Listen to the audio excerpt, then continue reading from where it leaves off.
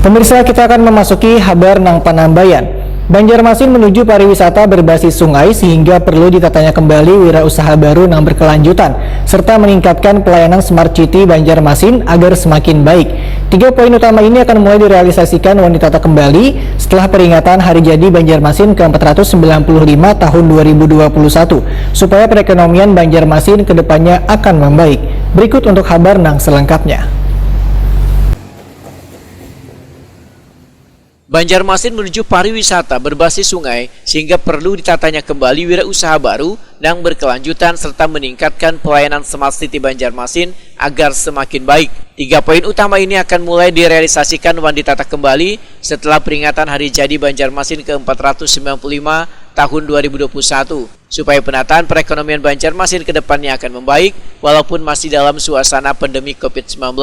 Demikian dipedahkan Wali Kota Banjarmasin Ibnu Sina Wahetokuni Prima TV kemarin Selasa 21 September 2021. Menurut Ibnu Sina, ada 3 hal penting yang nantinya akan dilakukan diantaranya merevitalisasi sungai, mengintegrasikan transportasi sungai wan darat melalui Trans Banjarmasin.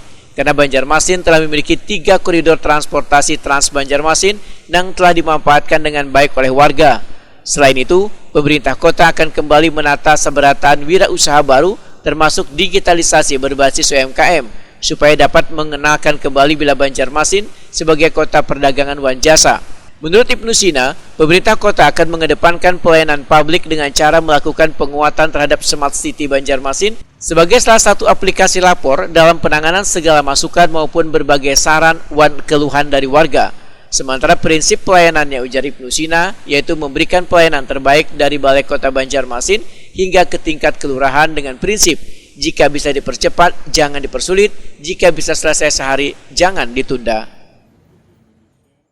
Yang pertama, membenahi atau revitalisasi sungai untuk menunjang sarana transportasi dan juga pariwisata berbasis sungai.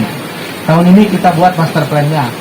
Kemudian mengintegrasikan transportasi sungai dengan transportasi darat. Koridor yang ada di Trans Banjarmasin sudah koridor 3.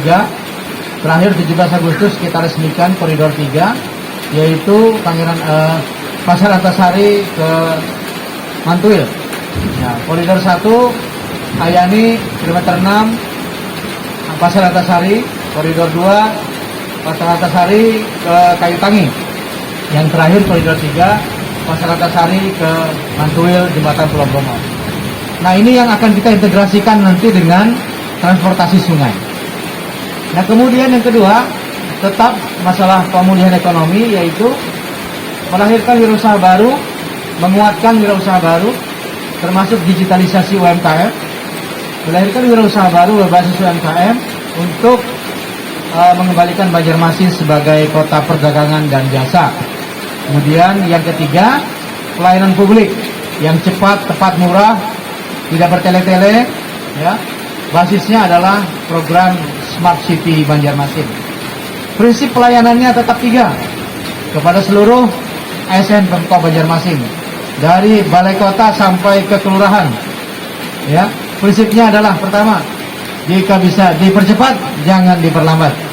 Jika bisa dipermudah, jangan dipersulit.